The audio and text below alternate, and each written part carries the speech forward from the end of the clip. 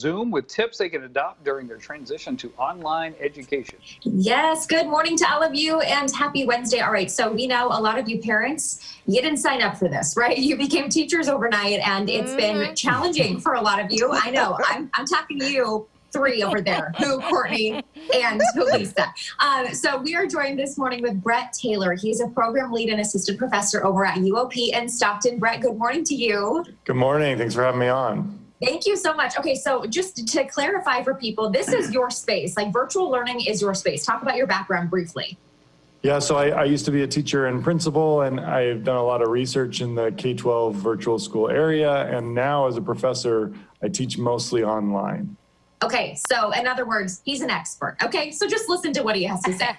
Okay, so let's go through some of the talking points that you wanted to make sure parents were aware of during this time. So first, let's talk about the importance of peer-to-peer learning, even if you're not in a physical classroom right now.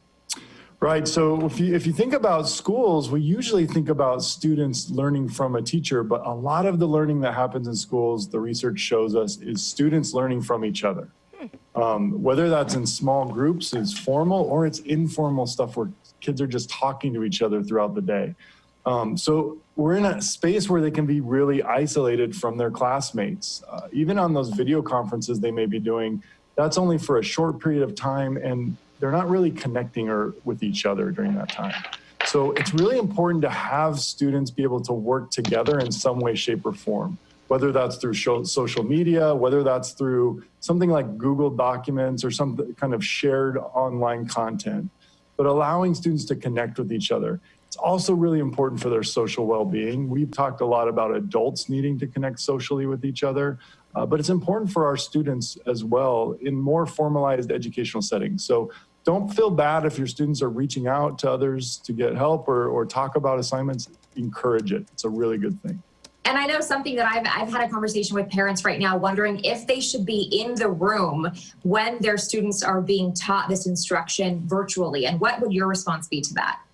So just like, you know, parents you wouldn't want your parents in the classroom every day when you're trying to learn and you're with your classmates. I think it's important when they have those synchronous times, which means they're on camera in space with the teacher and with other students, let them have that space.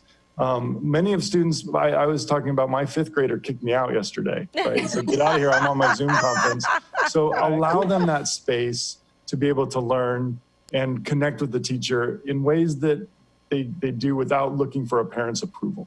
Yeah, sometimes looking up at mom and dad, can I answer that? Is it okay if I say the right thing? So just knowing they have a little independence in that space. All right, Brett, unfortunately, we're out of time. I know the last talking point you were going to mention is the feedback. Parents, don't overwhelm the teachers with a million emails. You know, just make sure that if you have a poignant question, you ask them, but know that they are doing their best as well. Brett Taylor, program lead and assistant professor at UOP out of Stockton. Thank you so much. We appreciate your expertise in this space. Thank you. Good luck, parents. Thank you. Good luck with your fifth grader, right? Right. All right, back to you guys.